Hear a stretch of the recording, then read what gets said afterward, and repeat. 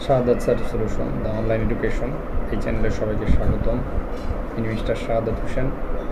তো আজকে আমরা HTML নিয়ে আলোচনা করব। HTML কিছু ট্যাগের মাধ্যমে গঠিত হয়, লেস দেন এবং গ্রেটার দেন ট্যাগ, সেটা আমি লিখে দেখাবো। কিছুটা আছে জোড়া, কয়েকটি আছে জোড়া, আর কিছু আছে সিঙ্গেল ট্যাগ। সিঙ্গেল ট্যাগের ভিতরে ইমেজ আছে, লিঙ্ক আছে। এখন আমরা চলে যাচ্ছি মূল অংশে। প্রথমে স্টার্টে যাব, স্টার্ট থেকে কন্ট্রোল প্যানেল থেকে ফোল্ডার অপশনে যাব। ফোল্ডার অপশনে ক্লিক করার পরে তারপরে যাব ভিউয়ের এখানে 3 নাম্বারে যে মিডিলে যেটা, এটা হাইট, এটা যদি টিক চিহ্ন দেওয়া থাকে তাহলে হাইট থাকবে, আর টিক চিহ্ন থাকলে আমরা ওই টিক চিহ্নটাকে উঠাই দিব, পরে অ্যাপ্লাই করব, ওকে করব। যদি টিক চিহ্ন দিয়ে দেই তাহলে সব কিছু হাইড হয়ে যাবে, অর্থাৎ ডট জেপিজি থাকবে না। এটাই দেখলেন। এখন তাহলে আমরা আবার কন্ট্রোল প্যানেলে গেলাম, তারপর ফোল্ডার অপশন। অনেক সময় এটা এইভাবে নাও থাকতে পারে, লার্জ ক্যাটাগরি আগে থাকতে পারে, তখন এরকম হবে। এই জন্য আমরা সবসময় কী করবো, এই ক্যাটাগরি এখানে এসে আমরা লার্জ আইকন করবো। স্মল আইকন আছে, লার্জ এবং স্মল আইকন দুটাতেই ফোল্ডার অপশন দেখা যায়। স্মল আইকনে ছোট দেখা যায়, আর লার্জ আইকনে একটু বড় দেখা যায়। এই সমস্যাটাও আপনারা ফেস করতে পারেন। তো লার্জ করে নিলাম, এবার ফোল্ডার অপশনে ক্লিক করলাম, দেন ভিউয়ে গেলাম। ভিউ, ফোল্ডার অপশন থেকে ভিউ, এরপরে এই যে তীর চিহ্ন থাকলে এটা আমরা উঠাই দেবো, তীর চিহ্ন থাকলে উঠাই দেবো, অ্যাপ্লাই করব এবং ওকে করব। তীর চিহ্ন দেওয়া মানে হলো হাইট করে রাখা, আর তীর চিহ্নটা উঠাই দেওয়া মানে হচ্ছে হাইট থেকে মানে দেখা যাবে, গোপন করলাম। এবার এটা মিনিমাইজ করলাম। তো এইখানে এখন ডট কিছুই নাই, এখানে HTML ডট। তো এই জন্য আমরা আবার যাব, গিয়ে ফোল্ডার অপশনে গিয়ে ভিউ যাব, যাই এই টিক চিহ্নটা তুলে দেব, এই টিক চিহ্ন তুলে দিলাম, এবার অ্যাপ্লাই এবং ওকে করলাম, শেষ। তাহলে এখন আবার এই সব, এটা আমি এখন কেটে দিতে পারি অথবা মিনিমাইজ করে রাখতে পারেন। তো কেটে দিলাম। এরপরে এখন দেখেন এই যে ডট MP4 আছে, এই ভিডিওর উপরে MP4 আছে, তারপরে ছবিতে জেপিজি আছে, এই ছবিতে কি আছে, জেপিজি। অবশ্যই লাইক করেন, সাবস্ক্রাইব করেন আমার চ্যানেলটিকে, এবং বেল বাটনে ক্লিক করে রাখেন যেন পরবর্তী ভিডিওর নোটিফিকেশন আপনার কাছে চলে যায়। এরকম চলতেই থাকবে HTML। আজকে প্রথম আচ্ছা, ইমরোজ, IMROZ, ইমরোজ। সমাবেশ নিচ্ছি HTML, এরপর লাগবে HTML। ওকে, শেষ। এইটুকুই তোমার কাজ শুধু। এবার কিন্তু এই চিহ্নটা থাকবে না, ব্রাউজারের চিহ্ন চলে আসবে। দিলা বলবে if you change a file name extension the file might become unusable, are you sure you want to change it. আমরা বলবো ইয়েস, চেঞ্জ করব। তখন একটা ব্রাউজারের লোগো চলে আসবে, যেটা তোমার পিসিতে ইনস্টল করা থাকবে। ব্রাউজার অনেকগুলো হয়, যেমন মোজিলা ফায়ারবক্স, তার মোজিলা আছে, গুগল ক্রোম আছে, অপেরা আছে, বিটম্যাপ নাকি যেন, এরকম অনেকগুলো আছে, বুঝছো? আর আমরা ব্রাউজারের ভিতরেই এটা এই হবে, এইটুকু বুঝছো? এখন আমরা এইটাকে রংসং করবো, ইমরোজ ডট, তাহলে এর ভিতরে ঢুকতে হবে।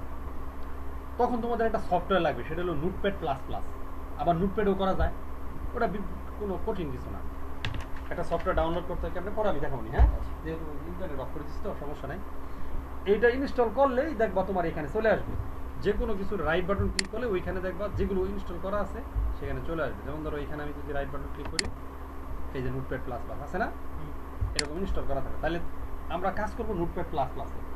এখন মামুন বলতে পারো নোটপ্যাড প্লাস প্লাসের সুবিধা কি, দেখাবো, সুবিধাটা কি দেখাবো। নিলাম, ওকে, ঢুকলাম। কিন্তু এই যে তোমার এইখানে আমরা কোডিং করবো, এটা বলে কোডিং। তাহলে শিফটে চাপ দিয়া কিবোর্ডের উপরের গুলো আনতে চাইলে সবসময় শিফটে চাপ দিতে হবে। এই শিফটে চাপ দিলাম, এই যে লেস দেন গ্রেটার দেন একটা দিলাম, আবার লেস দেন গ্রেটার দেন দিলাম। ওই যে বলছি না, একটা হলো শুরুর টাকাটা শেষের টাকা। তোমরা বইয়ের সাথে একটু সম্পর্ক দেখাই। এই দেখো HTML শুরু, HTML শেষ, ঠিক আছে? আর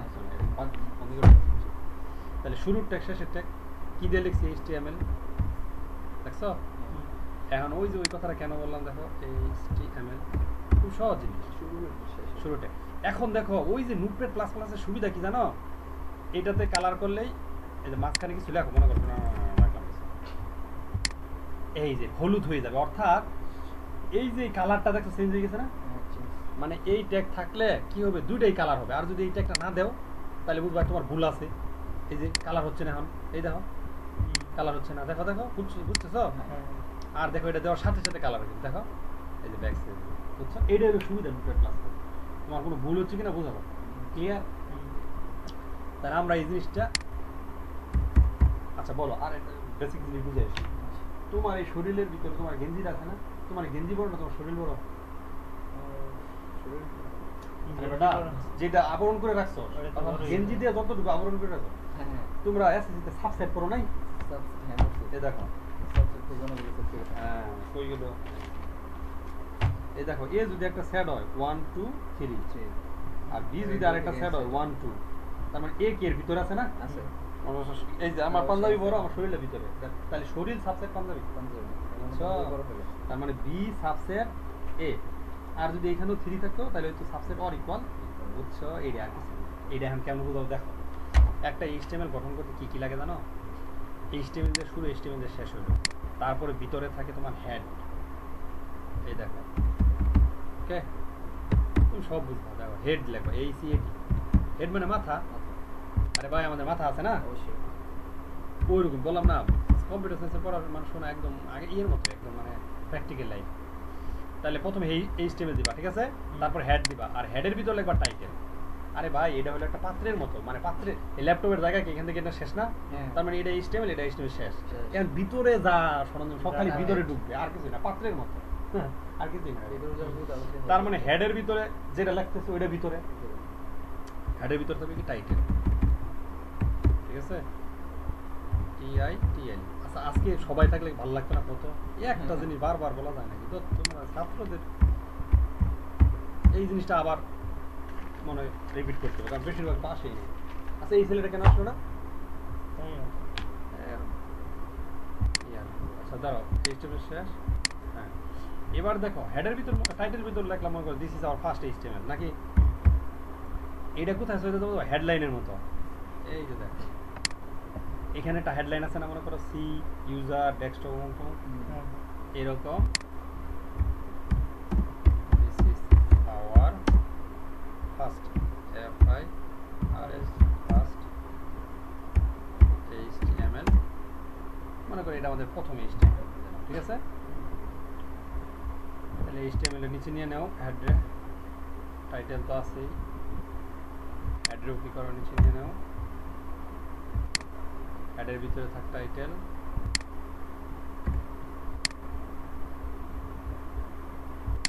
এগুলো নেওয়া তো বুঝতেছো, মানে যেটুকু নিতে যাবা এটা ইন্টার মারবো এখানে নিয়ে, ঠিক আছে? মানে সুন্দর করলাম। আরে ভাই HTML দ্বারা শুরু বোঝানো, এটা শেষ বোঝালো, হেডের শুরু হেডের শেষ, ওকে? হেডের ভিতরে থাকবে টাইটেল। আর একটা বিষয় থাকবে সেটা হলো সবকিছুর তো একটা বডি আছে নাকি কও? এর বডি হলো তোমার এই যে এইখান থেকে শুরু করে এই সাদা টুকু, আর বাকি টুকু তো টাইটেল মাইটেল থাকবে, বুঝছো বিষয়টা? তাহলে তোমরা যে জিনিসটা শিখলা, তাহলে একটা HTML গঠন করতে কি কি লাগে কও?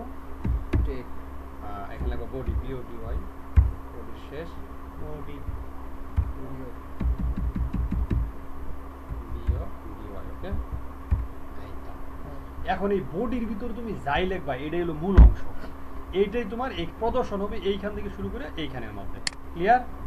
তাহলে মানে মূল বেসিক জিনিসটা হয়ে গেছে, আর কিছু লাগবে না, এটাই হলো HTML মূল।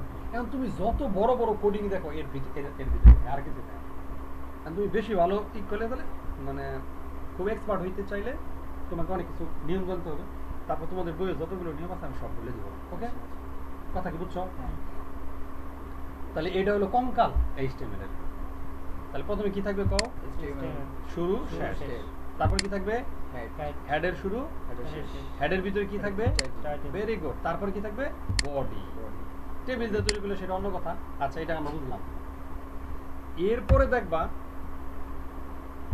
এই বডির ভিতরে থাকবে কি দেখো, হেড 1 হেড 2, অর্থাৎ হেডিং, হেডলাইন বডি আমরা এই দ্বারা হেডিং বোঝায়।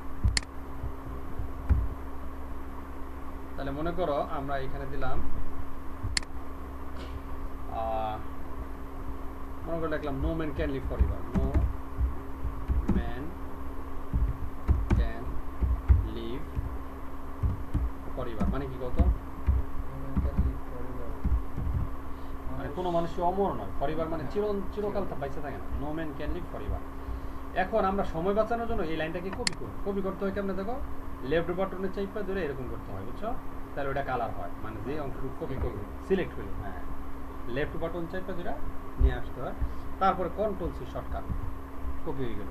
এবার কোন জায়গায় পেস্ট করব, পেস্ট তো বুঝোই, মানে কোন জায়গায় কন্ট্রোল ভি পেস্ট হয়ে গেল। এরকম মনে করো আরো কয়েকটা লাইন করবো, কন্ট্রোল ভি, তোমাদের বোঝানোর জন্য আরো কয়েকটা কন্ট্রোল ভি, হ্যাঁ এটা দিলে হবে কন্ট্রোল ভি না কিন্তু ভি।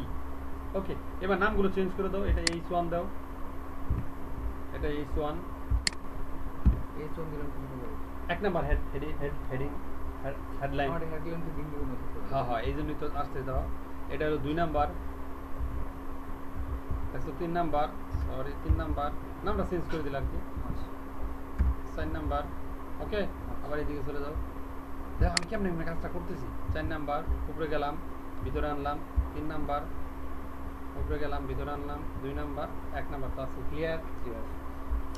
এখন তোমার একটা অবজেক্টিভ হবে, তোমার অবজেক্টিভ পরীক্ষা না বলবে, ধরো হেড 1 দিছে, হেড 2 দিছে, হেড 3 দিছে, হেড 4 দিছে, কোনটা বড় বলতে হবে হেড 1। হেড 1 সবসময় বড় থাকবে, মনে রাখবা, পরেগুলো ছোট হবে, ঠিক আছে?